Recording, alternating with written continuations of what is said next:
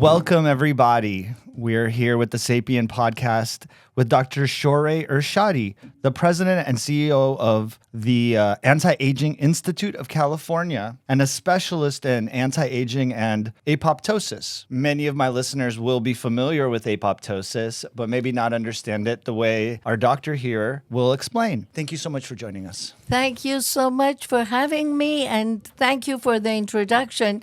I would have to say that the company now is Apoptosis Nutraceuticals. So we're concentrating on apoptosis itself, and I'm thrilled to talk to you about and learn from you because it seems like you're doing the exact kind of work and providing the information that we would like the audience to know. That's why this connection was great. I think for me, I try to explain and talk about the underlying mechanisms of things rather than just like, oh, this is a great product. NAD plus is great, but how does it work? Or I'm a big proponent of intermittent fasting, and there's mechanisms of why these things are important for our metabolism, for healing ourselves, for helping our guts, all these things. And so I try to educate because listeners, they've heard that term before. Yes. But when I was reading and learning about you, I learned so much immediately because there's so much more to it. So, maybe if you can briefly describe apoptosis and sort of what your angle is on it now, because I know you've really focused your career on it. Okay. Apoptosis is a Greek word. It means falling of the leaves. So in autumn, the leaves get shrink, they get yellow, they get brown, they fall naturally. That's a nature's program. We cannot stop it. No matter what we do, we water the plant, we water the tree, the leaves are going to get yellow and brown and fall off, and new leaves would come out. That is apoptosis. In 1972, the scientists found that our body is doing the exact same thing. My body is much older than your body, but every 7 years, the entire body changes. So my bones are 7 years old. My skin is 7 years old. So the question comes, why aren't we as young as a 7-year-old person? Why do we age? And we're talking about aging. I'm board certified with American Academy of Anti-Aging. So we've been studying why we age. And once we realize why we age, the biochemistry of aging, the functions of aging, exactly as you described it, then there are three things we can do. We can prevent it, postpone it, and reverse it. And I'm sure your audience are very familiar with preventative medicine, with postponing the signs and symptoms of aging, and reversing. We get sick, we reverse it, we get healthy. So we can do stuff like this. It doesn't sound like too strange. If we were talking, maybe to a different audience, that would not make sense. But I'm sure with you, it makes a lot of sense. Completely. So apoptosis, if they go to Google or they go to Google Scholar, it says programmed cell death. Nature, creation, creative, whatever you want to name it, has put a programmed cell death in our body. When the DNA is damaged, this mechanism comes just like a vacuum. It sucks out the damaged cell, cleans the body. We have 33 trillion cells. Every one of these have mitochondria, DNAs, telomeres.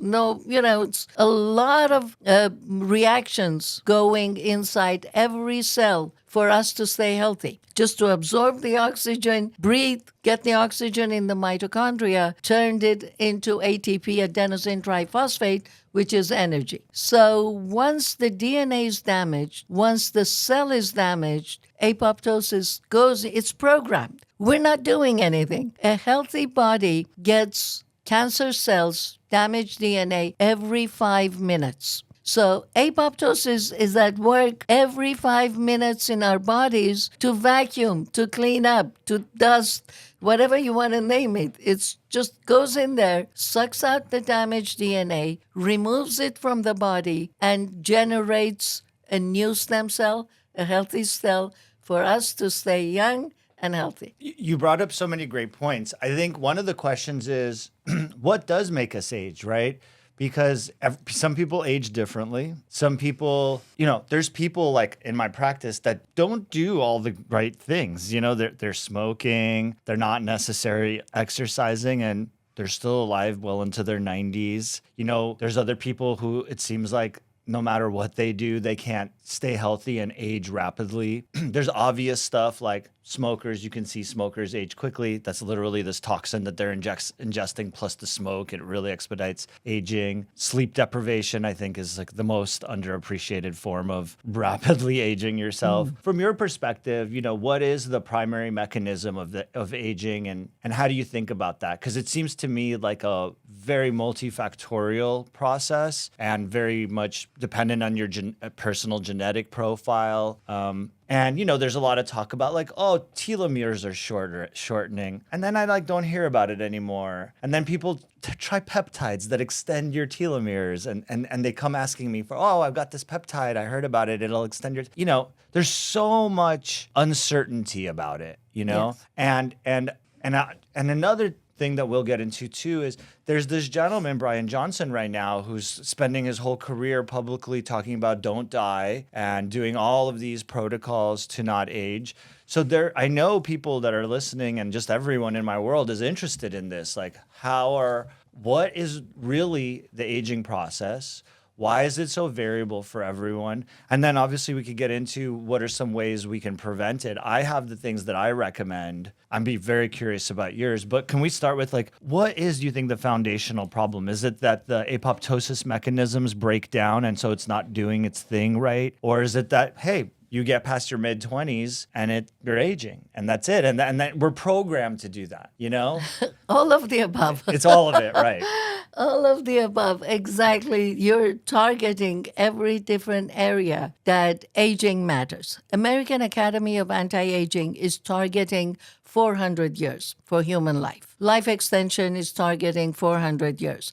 They are planning based on biochemistry of aging to say that if we extend the health of a human body, it can go up to 400 years. I'm not there. I am not planning to live to be 400. The other day I had a radio program and they asked me about Noah, who lived to be 950. Those are different stories. Yeah. Different times, different. It could have happened. We don't know. We would not know what's going on till we get more understanding of the biochemistry of aging. And what happened is that with certain diseases, people age much faster. And we know that now. Diabetes. Before we didn't know. Certain genetic diseases. Oh, genetic stuff, yeah, of course. I don't want to name the diseases because they're very specific.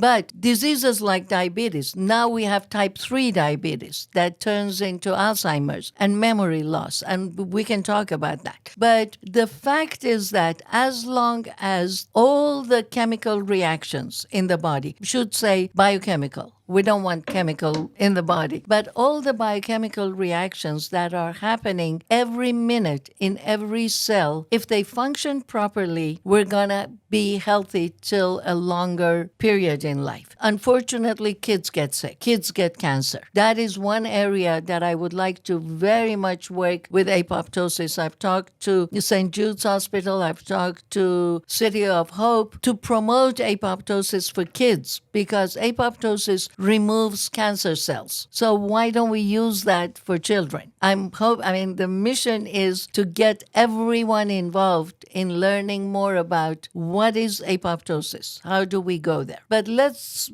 talk a little bit about telomeres. We all have 23 genes from mother, 23 genes from the father. They generate a chromosome that is the shape of an X. At the end of an X, there are DNA, and those DNAs are like a clasp on your shoelace. As long as that clasp on the shoelace is there, the shoelace does not get into fringes. Once that drops, then we become sick. Life gets shorter. So, and that is DNA. We know that. So if that DNA is damaged, the telomere gets shorter. The science says, and again, I'm not confirming this because I don't know, but science and research is saying that the longer the telomeres, 35% increase in your life expectancy. 35% is a lot of time. And we know that women get menopause at medium age, statistically is 53 in the United States. Women have a much longer life expectancy.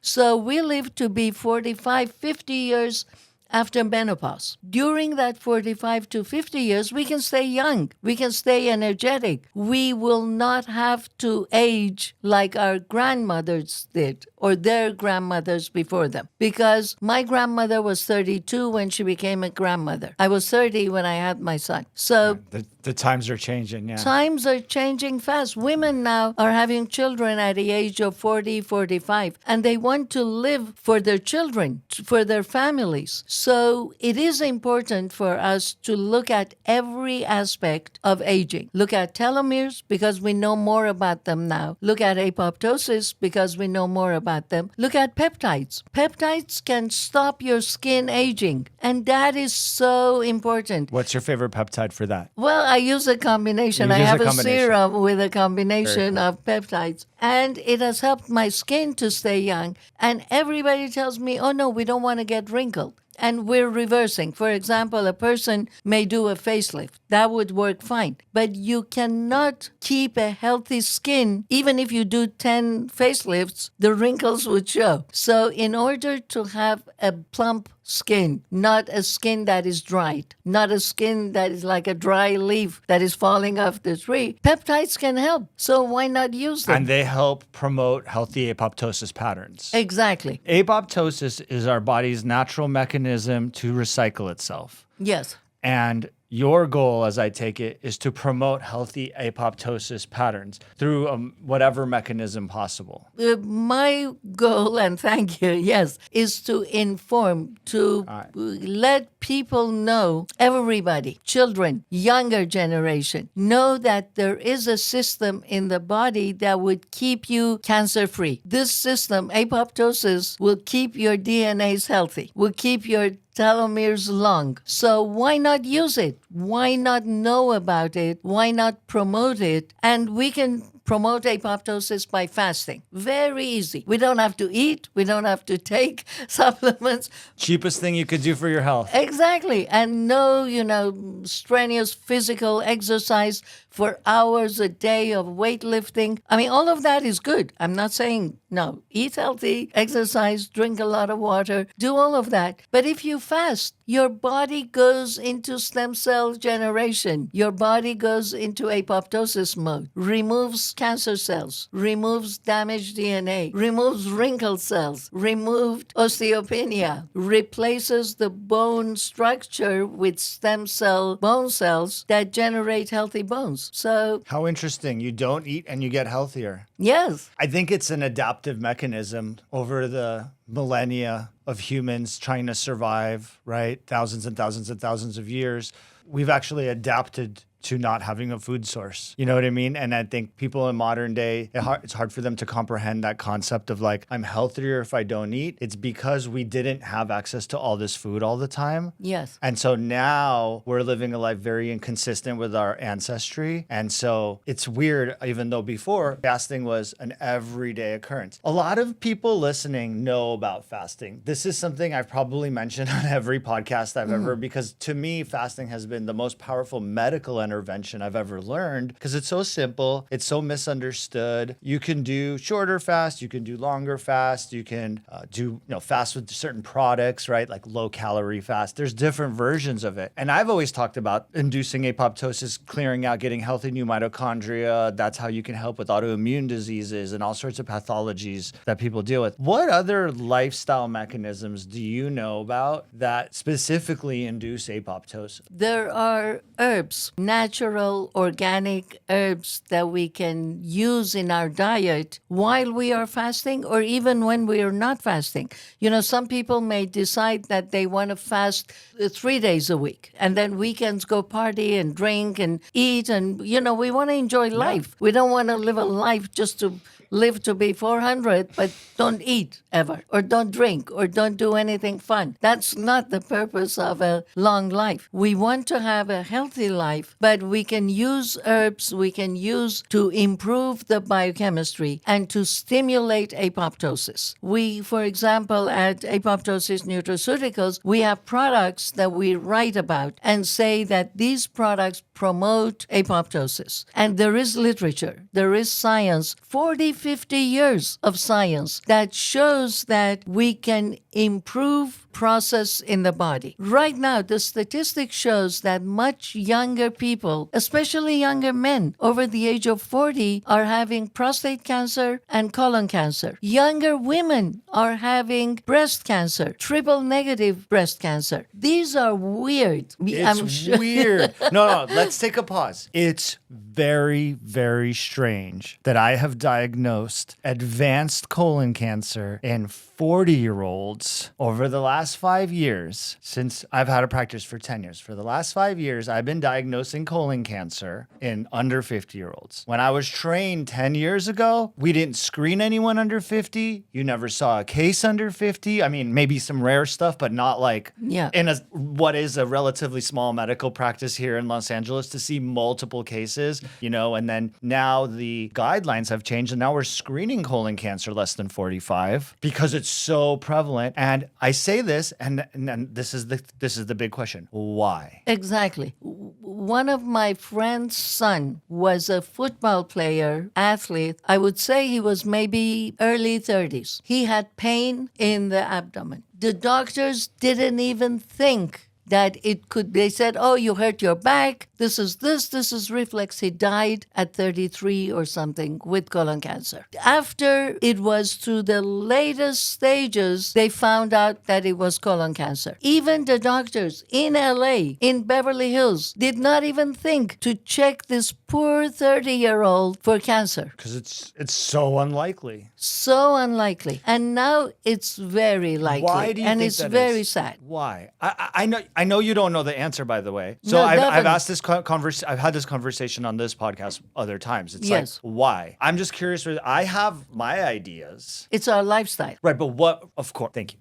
So yes, it is 100% our environment. Yes. The one that you induce and the one that is sort of induced by the world around us, right? So the Western world. Yes. Certainly, I believe it's something to do with the Western world. That's what I'm familiar with, but it didn't used to happen before. And now we've created a world that makes people sick. I'm obsessed with food. I think it's like a combination of not real food and then all of these abnormal products like plastics and different chemicals that we use in various industries that we know is in our environment and we're just constantly exposed to them. I think vegetable oils play a big role in disrupting our cell membranes, producing some of the kind of the opportunity for these bad things to happen. But again, like my question is kind of specific. Why do you think the apoptosis mechanisms that protect us from these cancers are not working anymore?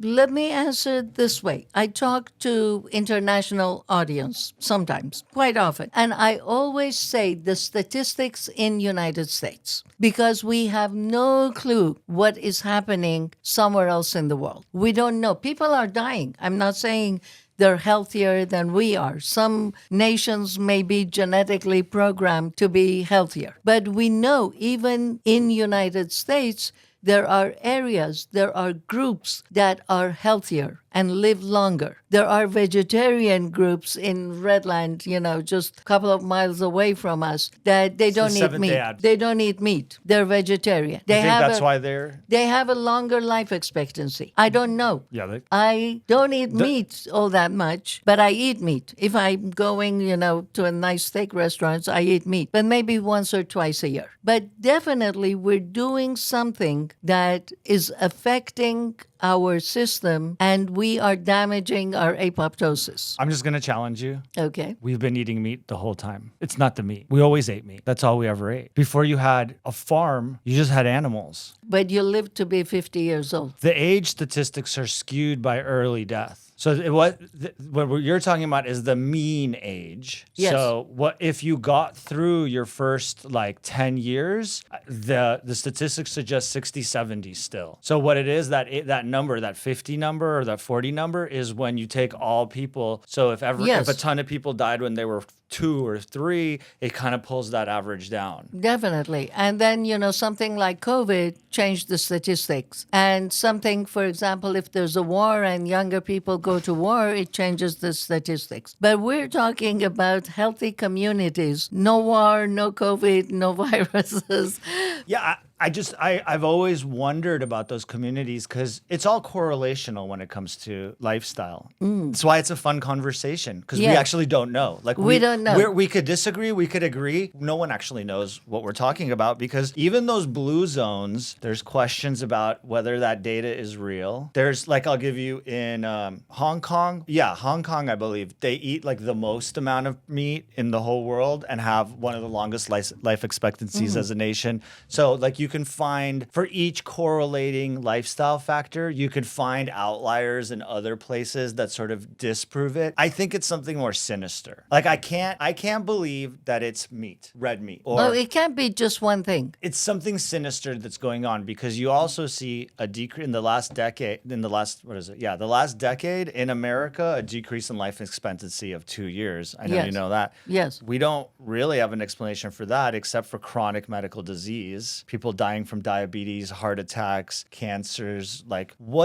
people are getting more and more sick. It's so interesting to have a conversation about anti-aging and apoptosis and something's destroying our apoptosis. We could live to 400, but all of a sudden we're actually living 2 years less. Yes, very important question. And let's dig into it and Yeah. see where we can get with the science that we have now. At least, between the two of us, we've got a good basis of at least reading or following the research of what is going on. Now we know, and this is where apoptosis comes in, at least for me, it's the importance of apoptosis. We know that a damaged DNA causes disease. There are other reasons for disease. That's it. That's a But foundational that mechanism. is where it happens, where the virus goes in, damages the DNA. That is when we get sick. When we get old, the DNA is damaged. When we get wrinkled, the DNA is damaged. So let's talk about apoptosis and DNA damage because at least that is something we'll hang our hat on.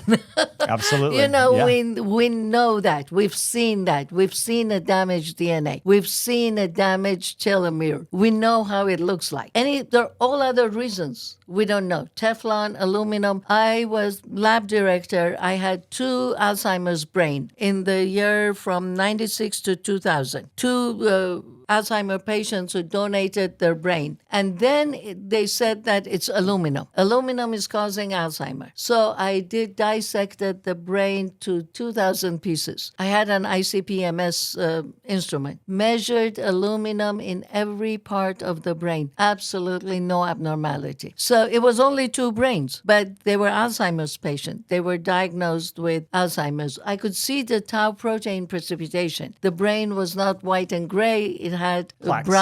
brown spots of tau protein. But then there was not that much information on tau protein, and I was not doing any analysis on that. We were just checking for aluminum. These are things that come up. So we go and work on them and try to find them and pinpoint and say, okay, that didn't work. Well, maybe this works. Now we know that high sugar is causing type 3 diabetes. It's getting in the brain. It's causing dementia. So let's work on that. Where does it go? What happens? Is it damaging the DNA? Is it damaging the neurons? Once we start digging, we can find. And hopefully we can find the answer before it's too late. There's this great book called The End of Alzheimer's. Yes. Yeah. And so he's describing not just the type 3, but I believe it's 5 or 7 types of Alzheimer's disease and the most common being that type 3 diabetes. Thank you for bringing that up because it's interesting also that. That scares me It's very because scary. I You don't have to have type 2 diabetes. Yeah, I don't have diabetes. My A1C is 4.7. Yeah. 4.5 to 4.7. I'm trying to at least practice what I preach.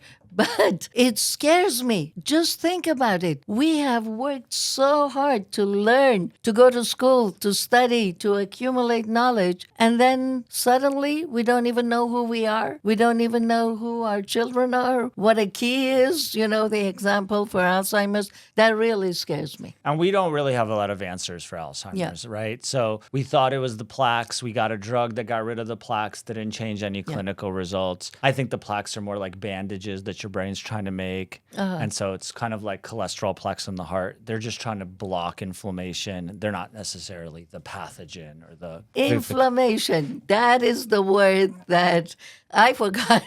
No, I know. I heard you talking about it. Yeah. Tell us about inflammaging. It's a good and useful term for people to think about. Inflammaging is a new term in medical science. And to me, that is, again, that word can save our lives. Inflammaging. Maybe the question you're asking, maybe we can dig into inflammation with all what is happening, because inflammation ages us right away. So inflammaging is the new term that we all have to learn about and prevent. We don't want to have inflammation in the body. And every cell, the 33 trillion cells, will get affected by inflammation. Maybe inflammation would affect the apoptosis process, because that is where things go crazy. When there's inflammation, nothing works. In the heart, causes all kinds of cardiovascular diseases. In the brain, causes a lot of problem, causes dementia. We know that. We don't know about Alzheimer's, but we know inflammation. And you can use turmeric, biocurcumin, to reduce the inflammation of the brain and improve your memory. That is scientifically proven. So we can go back and see the effect of inflammation on apoptosis. The plants I'm talking about that are promoting apoptosis are in a way reducing inflammation. Right. That direct effect has not been studied. So maybe that is something that you would like to continue, and I can go maybe do some more reading and some more research to find out if there's a direct effect. I don't know. I can't say A direct effect of on inflammation on reducing apoptosis. apoptosis or interfering with apoptosis is a better word. I think it's of course. Of course it is. Of course it is. Sounds good, but we need to study it. We need to show that inflammation is practically interfering with the process of DNA damage. Of course, inflammation causes DNA damage, but does it stop the apoptosis to remove that DNA damage? That I'm not sure. I don't know. I mean, it may. It sounds good, but we need to study that. We need to find out what is stopping that vacuum process, because we know apoptosis gets rid of the damaged DNA. Another question is where would it go? But it processes damaged DNA into amino acids that can be useful. Break it down into your basic products and then utilize that we it. know, okay? Yeah. But does inflammation affect that process? I don't know the answer. Great questions. And this is what we all are thinking about, right? I mean, to me, inflammation is that foundational thing that I talk about that makes people sick, whether it's high blood sugar, smoking, or, not extra, everything that's bad ultimately causes inflammation somewhere. All of these disease processes, whether it's inflammatory bowel diseases or brain diseases or heart disease or lung disease, they're just inflammation of that organ system, and that ultimately causes chronic disease. Example of smoking that you brought up at the beginning, that many people smoke and they live to be 100 years old. George Byrne was a famous smoker guy who lived to be 103 or something. Yeah. But again, smoking is causing damaged DNA in the lungs. So that we know now. But many people have stronger apoptosis process that would defy that the effect of smoking on the DNA. The apoptosis removes that. So those people may have a better programmed genetics apoptotic process. Or some of their behaviors. I think that's what really piqued my interest when I saw that you were focusing on apoptosis, because it's like, maybe if we figure out how to optimize our apoptosis pathways, you can not live such a clean lifestyle and get away with a lot of things that might be quote unquote bad for you if you can maintain the mechanisms to heal you afterwards, right? I want to talk about some of the modalities that at least I use and see what your thoughts are on it. I'm a big believer in various, so I'll bring up a couple, and you don't need to talk about all of them because I don't know which ones you're familiar with, but some of the ones that I was hoping you might give us some insight on. So specific peptides, okay? So specifically, I use a lot of BPC 157 and TB 500 or thymosin beta. Big fan, and I think very powerful, is glutathione. Both difficult to absorb orally, but certainly through the IV. Yes. NAD plus, which is foundational to, and you don't have to touch on all of them, but these are some of these exciting ones for me. NAD plus, which I think I can objectively see people respond to it. Yes. Supplementation, and I don't necessarily mean like the herbs that are probably very proprietary to your understanding of anti-aging, but really like basic stuff. High quality magnesium complexes that cover the different types of mag. Really good quality methylated B vitamins, which I think are like not bioavailable in our food. And then something as simple and certainly affecting our DNA, vitamin D3, often paired with K2. So can you speak about any of those specifically? I would add CoQ10 to that. Coenzyme Q10. Love it. So most of the stuff you talked, the NAD, the vitamin B, they all go through methylation. Methylation would keep us young and healthy. It goes, I'm sure you know about homocysteine. Check it on every patient. Yes. Homocysteine is something, again, I don't know how many people are familiar with, or CRP, C-reactive protein. The effect of CRP, which is exactly inflammation, what we talked about. And now there are specific tests that we can check inflammation in different organs. There's electrophoresis test that would show the inflammation in the heart, in the areas, it's a blood test that shows where the inflammation is in the organ, specific organ. But we can reduce the inflammation, check the CRP, C-reactive protein, make sure it's under 1. Make sure homocysteine is under 1. Because homocysteine is MTHFR, the enzyme methylene tetrahydrofolate reductase, deficiency in 25% of population. So I'm sure the patients that you give NAD plus are the deficient ones because nobody is measuring MTHFR in the blood test, but we can do it. Now we can. There are 25% of population that may have a heart attack and die at the age of 40 without ever knowing that they are MTHFR deficient. So those people can take a B complex over the counter anywhere and live to have a longer life. Methylated B complex. Different kind, methyl B12. And methyl tetrafolate. Exactly. But any regular B complex can give the folate that would help the methylation that would reduce the homocysteine. So there is, a logic to the madness of giving these or taking these products. It's because it's going somewhere in the body that is dying to have a folate, is dying to have an NAD reaction. And NAD is the end result of having Bs or folate or whatever the process of methylation is happening. And then it generates NAD, which gives us a lot of energy.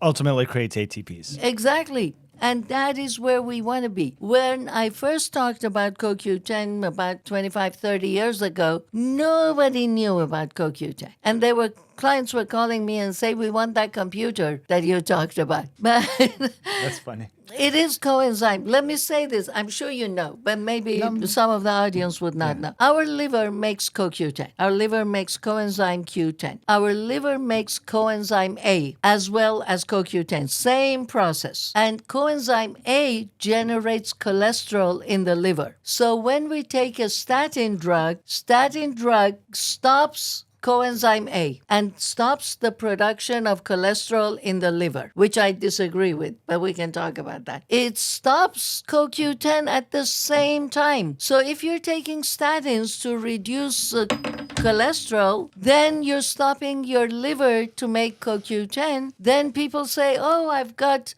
muscle spasm. I've got rhabdomyolysis, pain. Cognitive impairment because we need cholesterol in the brain. Oh my God, the brain works on cholesterol and sugar. If we stop sugar, if we lower cholesterol, we go into deep depression and deep memory loss. So those are the side effects of what we're doing to our body without even knowing, oh, my cholesterol is low, I'm so happy. It doesn't work that way. Thank you for saying that.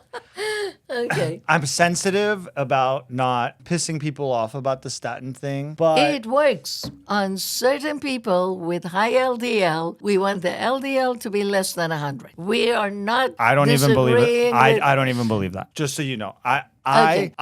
and I'm just gonna say it, whatever, they can get mad at me. Do not believe that there's any evidence to take a statin for primary prevention of cardiovascular disease unless they have established disease. It doesn't work as a preventative mechanism. You would have to treat 500 patients for 5 years, and one would reduce one heart attack. That was the Lipitor study. Yes. So for primary prevention of disease, it's not meaningful. Now, if you had a heart attack and they put a stent in your heart, now you got a piece of metal sitting in your heart, they've got research that suggests it's good for you. Can't argue about that. So it's a nuanced conversation, medically speaking. Yes. But LDL guidelines, in my opinion, are off because it's not considering HDL, triglyceride ratio, insulin, CRP, homocysteine, even ferritin as an acute phase reactant. It's a metabolic profile that you should be looking at, not cholesterol, total cholesterol, and LDL, and giving a drug for that. That's crazy. The only thing I would add to that is that HDL is high density lipoprotein. LDL is low density lipoprotein. LDL molecule has more lipid, okay? That's the only difference. They're both cholesterol. LDL, and there's VLDL, which is triglyceride. But LDL is low density lipoprotein. HDL is high density lipoprotein. We want to have more HDL and less LDL. That makes biochemical sense in the body. So we cannot just totally deny that, but we can help our body, our liver, to generate more HDL. How do we do that? With taking coenzyme Q10. Coenzyme Q10 improves the particles of the protein to attach to cholesterol. So we get HDL. Higher HDL. It would reduce the LDL. That I would prefer as compared to taking statins. So you're saying supplements might be more potent and powerful than pharmaceutical drugs? Because they're not damaging us. You know, this is a political subject we're getting into. Is it? Because we are saying that many of the pharmaceutical drugs that are given to us by all physicians are not necessary. Welcome to the Sapien Podcast. This is what we talk about here. Okay. Yeah, and I don't know how much background you got. That's the line. I'm a PharmD PhD. Okay. So and I'm an internal medicine doctor. Okay. So that's the balance, right? There's a role for these drugs, but they're not For everybody. nor are they what they're sold to you as, right? So like there's a role in my eyes for statins, but it's not the 75% of Americans that currently qualify for a statin based on their blood work, Yeah. right? It's the really sick folks that have some serious disease, and we need to really do anything we can at that point, to help them, right? But there's also like common sense things like when you have a 75-year-old patient on a statin who's having mild cognitive impairment, the first thing you do is stop the statin. You don't sit there and worry about another heart attack because they're losing their brain, in which case, who cares about a heart attack or a stroke? There's a bit of a disconnect between practice and the person in front of you, and I think that's missing. But And heart attack for older people is very common, but because the heart muscles are so loose, it just goes through. It doesn't kill them. But for younger people, the problem is that the heart is strong, and when there's a heart attack, the heart just explodes and causes major problems. So it's subtle and it's variable, but I love that you were able to emphasize the importance of supplementation. I think it's one of these things, especially in Western medicine, that's extremely dismissed. There's great research for vitamin D to prevent, viral infections progressing to bad situations. And we know that it overall has an effect on our DNA health as well. So why isn't everyone talking about vitamin D? They are more now than they were before COVID, for example. But so that it's nice. But I think, for people listening, here's an anti-aging specialist that's been doing this a very, very long time. And we're talking about peptides. We're talking about supplementation. We're talking about lifestyle medicine. And we are talking about some other interesting molecules in the natural world that can actually help promote anti-aging by inhibiting apoptosis. exactly. No. By By promoting apoptosis. Thank you. apoptosis. we want to promote apoptosis as a preventative medicine measure. So we are all talking, the main purpose is prevention. Prevention. Then we go to postponing of aging. And we can do that because How? people look at your grandmother, your grandfather. They were 40 or 50. The lifestyle made them look old. They accepted to be old. We are not accepting to be old. Look at Hollywood. That's a very good example. Plastic surgeons got pretty good. Yes. But again, there are people who take care of their health more. I'm all for everything that works. We're not saying why do they do that? Why do they do this? But people look much better and look inside. It's inside out. It's not just the outside, the surgery, but they're healthy. They exercise, they eat healthy, they hydrate, they take supplements, they take IVs, they care about staying younger. And what has happened is that with the lifestyle, both men and women are starting at the age of 40, whereas if you go back 100 years, a 40-year-old was midlife and they were getting old. By 60, they were old. Now they're not. No 60-year-old is accepting to be an old person. And if we say that is midlife, then life would be 120 years. We'll see, won't we? Question. Big push right now into the world of hormone replacement therapy.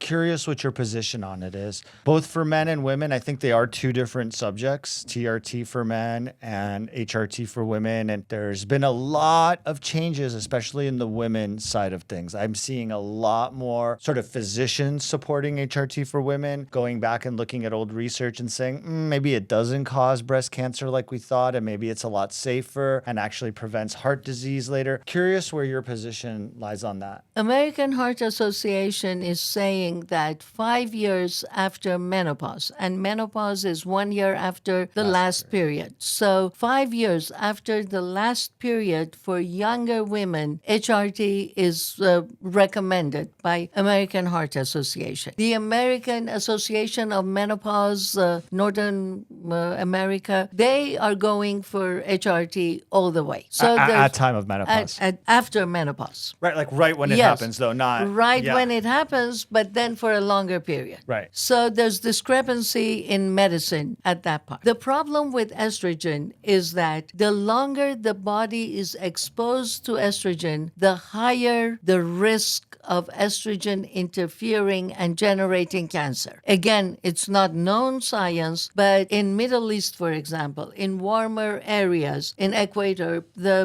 girls getting their period at 9-year-old and they getting menopause, for example, if we say at 59, that is 40 years of exposure to high estrogen. But in Scandinavian countries, women get their first period at the age of 18, 19, and they get menopause at 39. Really? So they're only exposed to estrogen for 10, 20 years. That is very different. So is the statistic of cancer higher in the warmer areas of the world as compared to the colder areas?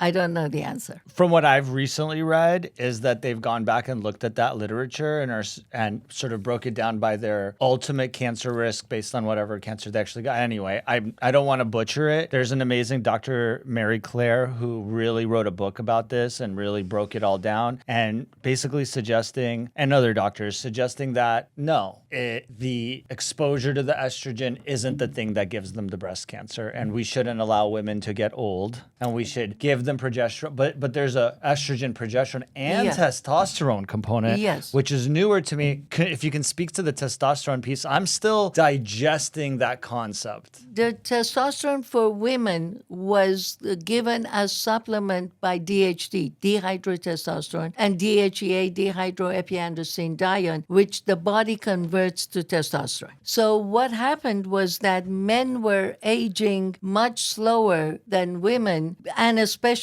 on osteoporosis. Right. Men have much stronger bones and stronger bodies because of testosterone at an older age as compared to women. So DHEA was turning into testosterone in the body for women. What happened, for example, Canada is banning DHEA. They don't allow supplement of DHEA, which there's no good reason for it. The only problem is that women would grow hair. The facial hair, they get sort of like like beard and mustache, and women don't like that. So testosterone replacement, DHEA replacement causes that. The other problem is DHT, dihydrotestosterone, would make both men and women lose their hair. So the male pattern baldness is because of DHT. And many men have the enzyme to convert the testosterone into DHT. Some men do not have that, genetically programmed. So as long as it's not causing problem, testosterone or DHEA would help women have stronger muscles and stronger bones. But they may lose their hair and they may develop facial hair. I haven't seen those last two, but I have also seen just women who get on that low dose testosterone replacement, just looking, acting, feeling more vibrant Yes. and maintaining like a more youthful lifestyle, especially as you mentioned, as we're in our 50s and 60s, living much different lives than we ever did. And, Yes. you know, even new relationships and start, you know, getting married again at that time. And so it's so interesting to see that change and sort of the, at least in the physician world, the opinion shifting to a more acceptance of using these hormones. And women are more open to trying the new ways of staying younger, because before it sounded very strange to have testosterone. But many women took DHEA, Right. and they took DHEA as part of other supplements without knowing, and they felt a lot younger, more energetic, sexier, and, you know, all the effects that a higher testosterone would have in women. And for men. And for men, there are actually, I'm sure you know this, arginine and the other amino acid, they turn into testosterone in the body. So whether we are women or men, we can generate testosterone without taking the supplement using citrulline and arginine, those two amino acids. As supplements to help promote testosterone. They turn into testosterone, estrogen, progesterone, estradiol. They all are made from cholesterol. Cholesterol backwards, yeah. Vitamin D too. Oh, yes. Yeah. And K2. And K2. And skin and neurons. Yes. Like every lipid membrane and every single cell. So interesting, so fascinating. I wanted to ask you, this is a little bit off topic, but you'll see, just if you're curious. There's this situation happening where men, the average level of testosterone in men has dropped by like 40 or 50%. Is this, you know, I've asked, how do we even know? Like, did we actually get enough data? But it seems like the data's pretty good on that. Do you have any feeling as to what's going on there? Because it does age us more rapidly. Could be plastics. Plastics, right? Yeah. That could be. But the thing is that I find very interesting. I'm sure you know about it. They say in a million years from now, in the future, the Y chromosome would disappear. There won't be any more Y chromosome. And the Y chromosome is testosterone dependent. So as the testosterone is getting lower, the Y chromosome is getting weaker. That, to me, that is a subject that Holy needs cow. a lot of attention, because we need to have Y chromosome. I mean, I'm sure there will be, a different kind of human being if there is no Y chromosome. And the world would accept them. There'll probably be ET-like, I don't know. Who knows what will happen there? But right now, the statistic is only for 50 years. 50 years. It's Yeah. only that the statistic you're mentioning is for the past 50 years. And if there's a drop of testosterone in that amount, 40% in 50 years, that is a very scary statistic. Yeah, and that's something we're doing. That, to me, that's something we're doing, because we've changed the world dramatically in the last 50 years. And I think it's a bit all connected to us really destroying the planet, destroying our lifestyle, destroying our food system, destroying our brains, absolute disregard for what a human is, and only interest in continuing whatever this weird machine is that we've created. That's where I come from foundationally as a physician. I'm like, we didn't get better in the last 100 years. We figured out infectious disease, and we figured out some basic like emergency medicine strategies. Don't be so difficult. I know. That's why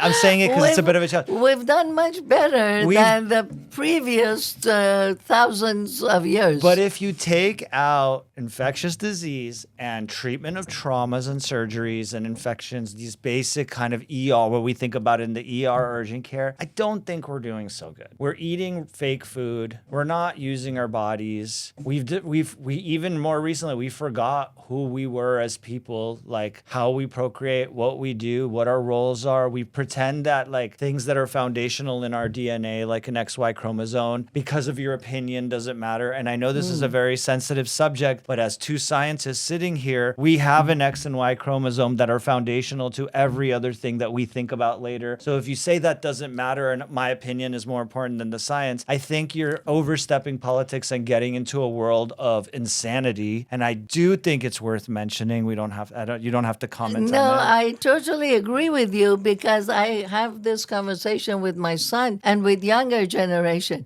And when you say we have an X chromosome and a Y chromosome, they say, oh yeah, we know that. No, it's very important. It's not, yes, we know that. We have an X chromosome and we have a Y chromosome. Now, whatever you want to do, the rest of it is Do what you want, but that's real. That is science. I remember as a kid in the 90s, seeing that electron microscope picture of the chromosomes, which was very exciting back then because they had just kind of started to get high resolution. So they're showing you your DNA. And now, 30 years later, it doesn't seem so important anymore. And I'm like, it hasn't been that long, guys. Let's slow down. Yes, and that is where we go to telomeres and where we go to DNA, just to go back to our scientific studies. That is, now you can see it. You can see what you're getting from your father, what you're getting from your mother. We know the genes that are X related. We know the genes that are Y related. So we can't just ignore that. This is science. This is something that there's no question about it anymore. Science is funny these days because sometimes people say the science is out and it's not out. And some things, though, like when you get a microscope and see those like that is, you can't ignore it. It's real. It's science. Doctor, thank you so much. This is great. I think there's so much more to learn about apoptosis and what we can do, but I think you've reinforced a lot of what I talk about, probably not knowing what I talk about, but you've reinforced a lot of what I think about. And if people want to learn more about apoptosis, they want to learn more about your products for anti-aging, how can they find you? They can find me at apoptosis.us. That is the website. There's a little bit of science section that we have to upgrade all the time, but there is science section. They can read about me, they can read about the science, and they can look at the products at apoptosis.us. They can email us right there. There's live chat. There's all these services that we provide, and I would respond. They send the emails to me, and I will read them, and I would respond to them. And believe me, I learned so much from the questions that, people, they think different ways. And I'm so glad about that. Because as a scientist, and now we go back to what we were talking about, we see the science, at least in my case, I'm just so focused on the science, I don't see what else is going on. And the questions are amazing, very fascinating. And the same with your questions. I really enjoyed our conversation. So did I. That's beautiful. People, reach out to Dr. Shoreh. Thank you for listening. And until next time, goodbye. Thank you so much. Thank you. Thank you.